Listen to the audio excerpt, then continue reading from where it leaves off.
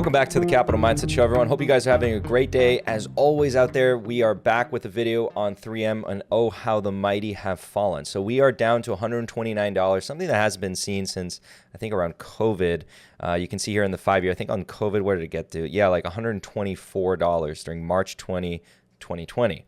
Now, the stock price is yielding 4.62%. We will talk about why this is going on. So, I mean, I guess you guys probably already know, but just in case you don't know, here's one of the stories. So 3M faces $100 billion in losses from veterans earplug suits, expert says. So this is what, we're seeing in the media right now, a lot of concern about what the heck's going on with 3M in this lawsuit. And originally what they were planning on doing was spinning this off into, not spinning it off, but using a bankruptcy filing for one of their subsidiaries that owns the earplugs as a way to kind of veer off this lawsuit. However, what did change on Friday was a judge actually blocking this. So a judge knocks 3M bankruptcy strategy for military earplug lawsuit. So basically the judge has basically allowed the case to continue, and in doing so, it puts the greater company 3M at risk. So under that news, we did see 3M basically collapse about, I think it was 9.54% on Friday. So this video is being filmed on Sunday night. So just keep that in mind.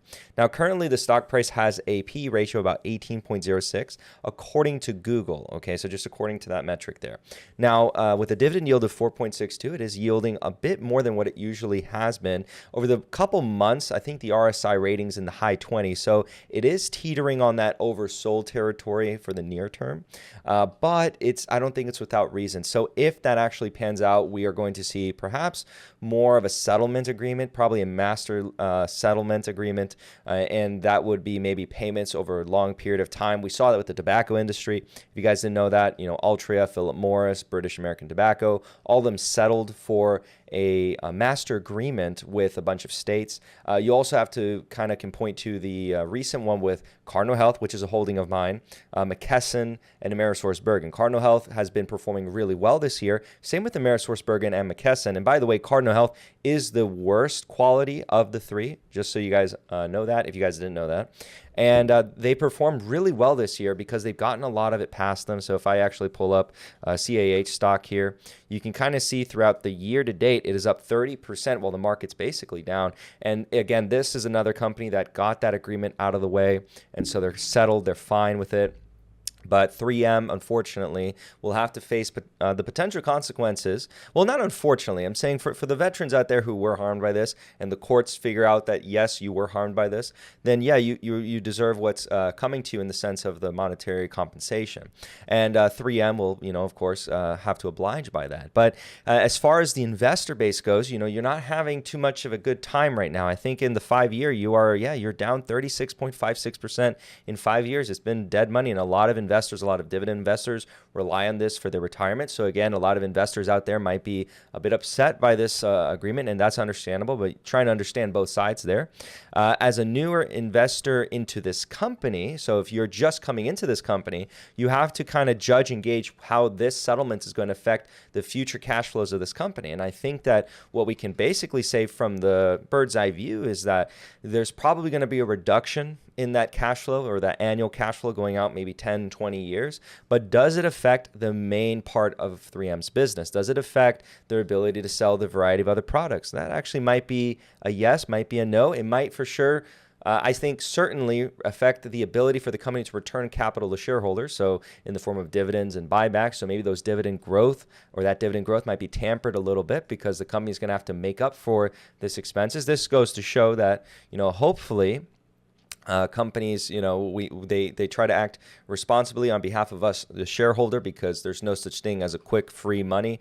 Eventually, it will come back to you in some form or fashion. So, and there are some times when the government is kind of a little sticky with the money. So, there's some times when you can make the case that they're going a little bit excessive, but other times it is valid. All right. So with 3M, let's go to 3M website here, and we'll also go to the investor presentation. But what I just want to basically show you guys is just a vast array of things or products that 3M is in. And this does not do its service. They are in so many different things, but this is just to give you a quick idea. And you might grab some products in your household and you say, oh, look, 3M makes it. You'll see the 3M logo on it. But as far as some presentations that we can go, let's actually embark on, let's see, where did I put it? I think I put it right here. And so we can go through this and kind of see, okay, well, what's going on with the business? Is it doing good? This is the sales pitch, so you got to keep that in mind. And I see a lot of investors sometimes use this as like the rationale to why you should invest. And I think you should be a little bit careful. But if you don't like anything you see inside here, you're probably not going to find anything that you like anywhere else. All right. So let's see here. Let's go through some of these other parts and let's see what they're kind of doing. So global mega trends. So I see that they're going, I guess, automobile, medical. And so there's, of course, a lot of growth to be had there. Go figure. Their medical segment is something that the company has been teetering on spinning off. So they've been contemplating that, as well as you've been seeing a lot of spinoffs according from Johnson & Johnson.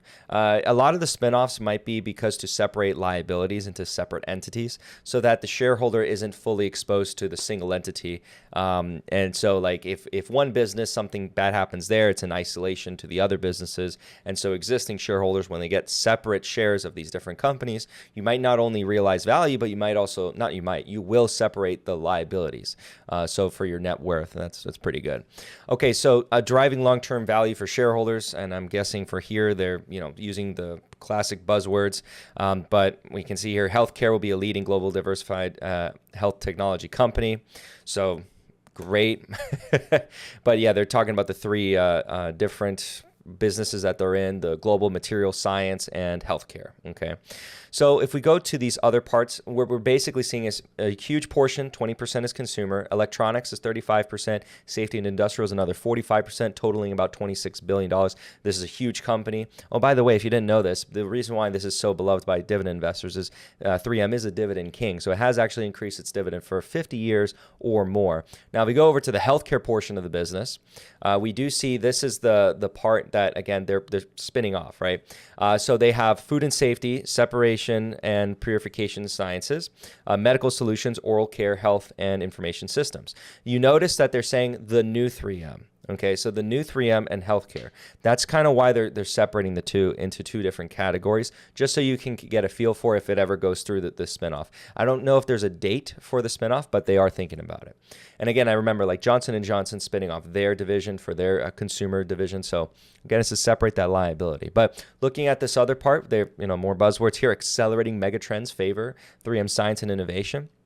Again, one thing they're probably not talking about is this lawsuit or the overhang of this lawsuit.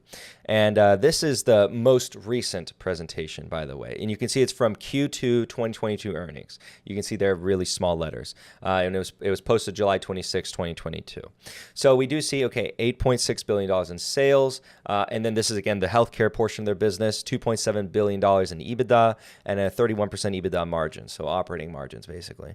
Medical solutions, okay, so we already talked about that. But basically, what you can kind of see from this presentation is, yes, it's a large company. Organic growth is pretty small. I think the company's pretty much stagnant in terms of growth. And most analysts, from what I've been reading, that's pretty much their consensus, is this is a very mature company. You're not going to see much out of it in terms of, anywhere close to 20% growth in their operations or anything like that. You're going to be pretty tampered down. What you're going to see is hopefully the quality of that earnings, continue to maintain itself. And that's the hope, as well as potentially some pricing power in a lot of their different businesses so that they can kind of maintain those margins over whatever period of time, through this market downturn, inflation, deflation, so that the company, the quality of those earnings are going to be sustained. And that's, again, one of the benefits of owning this company, or at least that's one of the benefits that people point to for owning this company. So if I actually pull out, let me go to the evaluation tool, and we're going to actually see what we can actually pull out from this. So let's see here, and let me pull it in yonder, and I'll pull it in. Don't worry, I'll zoom in for you guys who are watching from your phone. I always remember you guys. Not always. Sometimes I forget about you guys, but I try not to. All right, so let's put in 3M.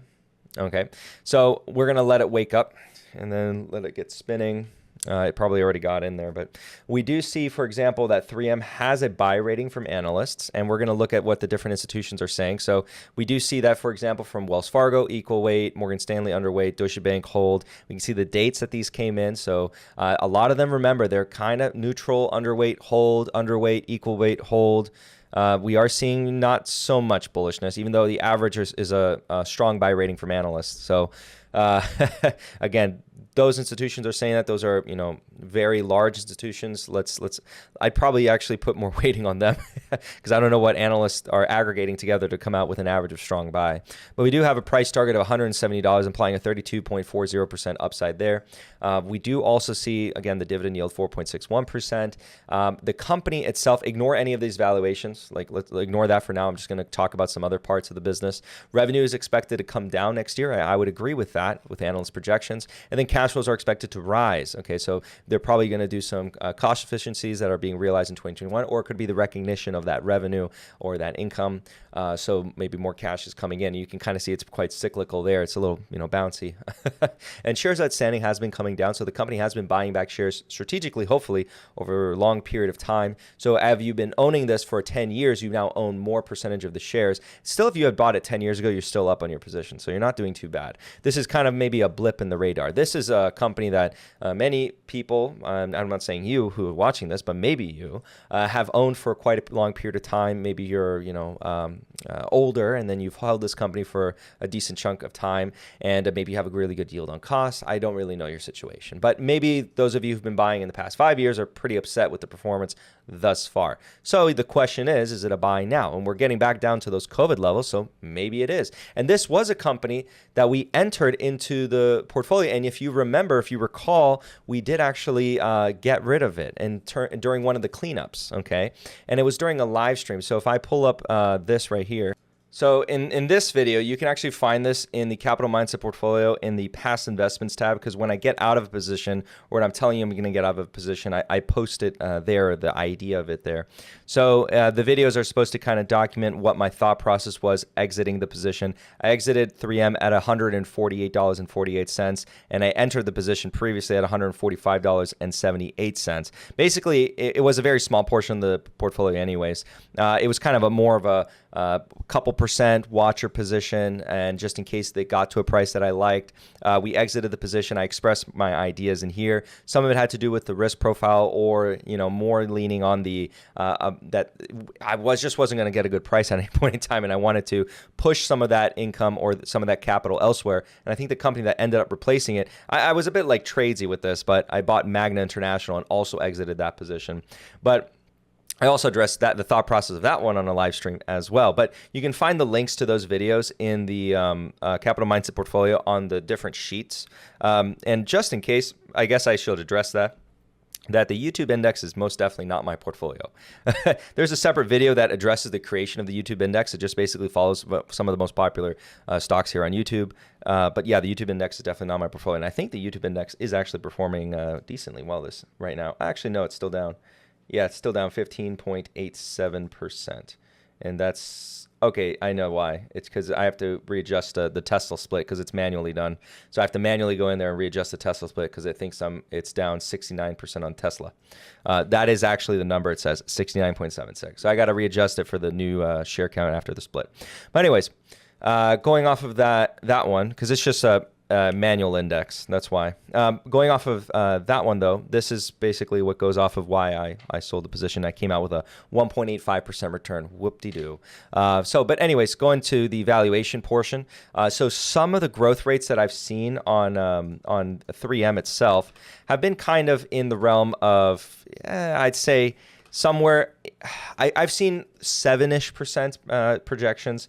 Now, the thing is, I think that was one of the aggressive ones, because in reality, I saw more like 1, 5, 3. And so we're going to be plugging in those numbers. And if I even do that right now at just barely a margin of safety at 13, I think it's 12.5. But if we do a 15, forget it. We're not really going to get there. Basically, what I'm going to tell you without really, going any further than that is 3M does look expensive, especially if you believe that a lot of those cash flows are actually going to be coming down in a bit. And let me just make sure.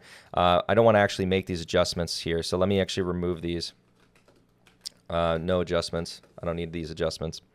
But yeah, it's still the same thing because it's not really needed. It never needed any adjustments. So all in all, on the most, ignore the 13 and 15. That's definitely not going to be the growth rate that 3M is going to experience. Maybe if it's lucky, it can eke out somewhere close to like 11% if it's lucky, but I'd put a really low probability on that.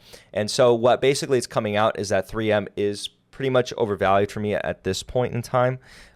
Basically the same conclusion as before. Now, if they lose the settlement, which by the way, I'll just like tell you, if the company starts to deem that the settlement or the loss of the settlement is highly likely, they'll start to reflect that into their projections. Well, according to GAAP measures, they have to show that if the loss is likely or probable. So if the loss is probable, you're going to see that in their accounting. And we can actually go over that as a nice, interesting case study as that kind of progresses over time. I think that would make a good for a follow-up video on this. But basically the conclusion for me, I think 3M is a bit on the expensive side, but I'd love to hear your thoughts down below. I know that for a lot of dividend investors, this is a dividend growth stock. For some of you, you might be kind of just holding your nose here and buying it anyways because you're looking for that yield. And I know that there's some people who do invest according to that, and that's your style, and that's perfectly fine. So let me know if you're one of those down below, and we can continue the discussion. Because of course, just because I say I don't want to buy, it doesn't mean it's not a buy, right? It's a market. So with that being said, thank you guys so much for watching, and I will see you guys on the next one. Bye.